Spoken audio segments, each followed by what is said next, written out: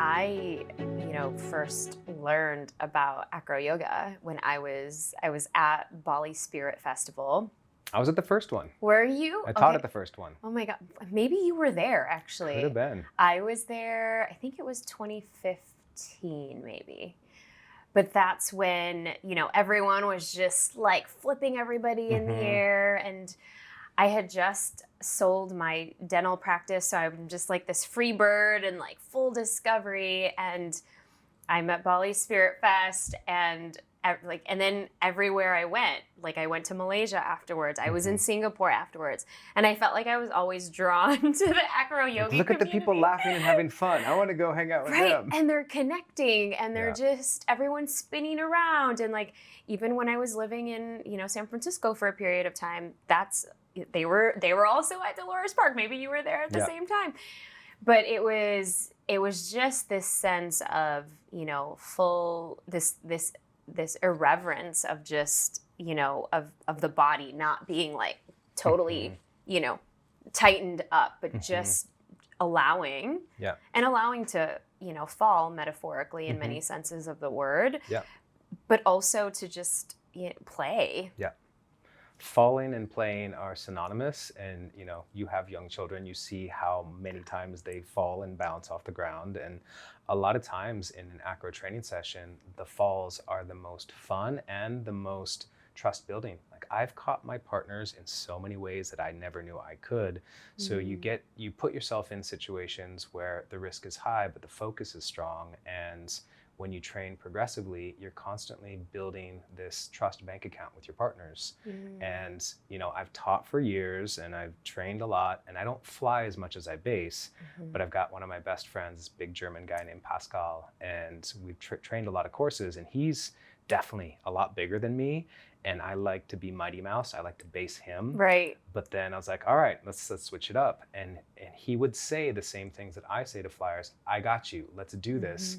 And even though theoretically in my mind, I'm like, I know I should trust him. He's a good base.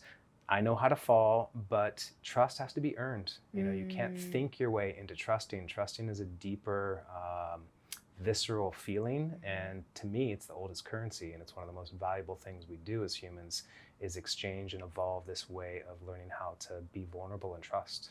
Ooh, yes, be vulnerable to trust. And I feel like you're the kind of person that has built these kinds of relationships with other people. So take me through how you started to introduce this to people and organizations and people that, you would seemingly think would be completely unapproachable and are now avid fans of your work on many levels. Yeah, so what I did first is I just distilled what is the practice and how do I teach it well? And that took a while. And what is the practice will continually evolve. And I feel like the recipe of how to teach the practice, I've done teacher trainings now for about 15 years. Yeah. And once the method was in place, then it was like, okay, who are demographics that I haven't played with yet? And one of them were Mexican police officers. Mexican police officers. So there I am at a retreat center in Mexico with my best friend Ale, and her boyfriend at the time is a Krav Maga instructor. Oh, wow. He's Israeli martial arts. Yeah. And so he's in this little pueblo buying food for her. She had a stomach ache, and he's being a good boyfriend. And the police saw him and they said, hey, who are you? He's like, I'm Igor. He's like, what are you doing here? Where are you from? I'm from Israel. What do you do? I teach Krav Maga. And they basically took him downtown. Not that he was being arrested, but they just very curious. And he's there. He's like, he really wanted to just get back to his girlfriend. So he's like, okay, you want to see something? I can disarm any of your men in 5 seconds. And so he disarmed a bunch of the people there, including the captain. What? And the captain's like, this is amazing. I want to learn this. So, Igor comes back with his tamales and a big smile. He's like, I'm going to bring the Mexican police to this yoga retreat center. And my friend's like, no, you're not. Oh my This is gosh. crazy. And I just said to my friend Ale, I'm like, look, AcroYoga is about community building. This is a huge opportunity. Let's try to invite them. Because in Mexico, the police, a lot of them are corrupt, and there's a lot of violence, and there's a lot of fear, and it's not the same as it is here.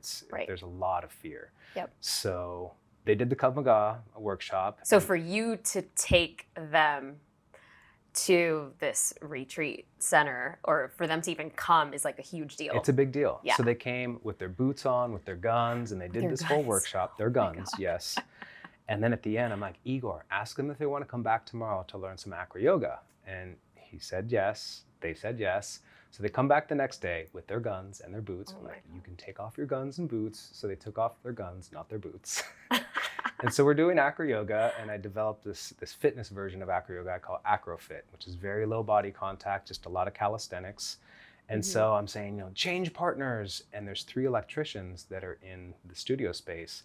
And every time I said change, they kept changing with each other because they're afraid of the Mexican police officers. Oh. But after enough time, they started mixing with each other. And after enough time, all of our identity of you're a police officer, I'm an AcroYoga teacher, I'm an electrician, that all vanished. And we were just having fun playing and growing trust. So after that, that was the moment that I'm like, okay, this practice really is for all people. And I've figured out a system. So now I've worked with paraplegics, I've worked with veterans, and there's really not a demographic that I don't want to work with. And when I've worked with marketing companies, they say, what's your demographic? And I say, all people. And they're like, that's horrible. I'm like, well, that's your perspective. I've got a big dream, and it includes all people.